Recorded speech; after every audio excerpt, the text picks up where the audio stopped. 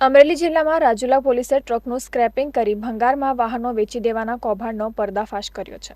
Rajula police સ્ટેશનમાં નરેશ બટુકભાઈ સોલંકીએ ફરિયાદ નોંધાવી હતી, જેમાં આરોપી અલીઅસગર અલી હુસૈન લોટિયા તથા પંકજ ઉર્ફે બાલા અને ડ્રાઈવર ઇસ્માઇલ ઉર્ફે પપલુ ત્રણેય મહુવા તાલુકાના રહેવાસીઓએ લોનવાળી ટ્રક ખરીદી હતી અને વેચાણ કરાર કરીને ટ્રકના બાકી લોનના હપ્તા ચૂકવવાની બાહેંધરી આપી હતી. જોકે લોનના બાકી હપ્તા ₹5,53,000 અને હપ્તા મુજબના ચેક આરોપીઓએ આપ્યા ન હતા અને બારોબાર ટ્રક ભાવનગર સ્ક્રેપિંગના વેપારી દીપક ઉર્ફે કાલાને ભંગારમાં વેચી દીધી હતી અને દીપક ઉર્ફે કાલાએ ટ્રક ભંગારમાં સ્ક્રેપ કરી તોડી નાખી અલગ અલગ પાર્ટ્સ વેચી નાખી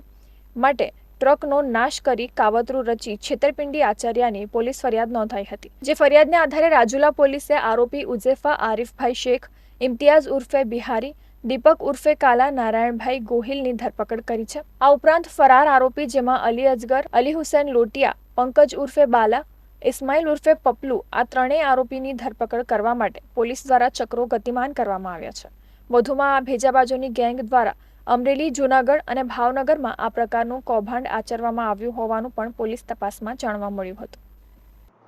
આ જે ફરિયાદીએ જે ફરિયાદ કરી છે, આ ફરિયાદ પછી અમને અમરેલી, ભાવનગર તથા જૂનાગઢ એમ ત્રણેય જિલ્લાના 6 થી 7 બીજા એવા માણસો આવેલા છે જે આ જ ગેંગની આ જ મોડસ ઓપરેન્ડીના શિકાર બનેલા છે અને એની પણ તપાસ અત્યારે અહીંયા ચાલુમાં છે કે આ કઈ રીતે કરે છે, ક્યાં રાખે છે અને અલગ અલગ દિશામાં એની તપાસો ચાલુ છે. આજે અહીંયાથી અમે એ જ અપીલ કરવા માંગીએ છીએ કે કોઈ પણ બીજા લોકો આ ત્રણેય જિલ્લામાં કે આની બહારના જિલ્લાના કોઈ લોકો આ સેમ ગેંગના જો તમે શિકાર બન્યા હોય કોઈ,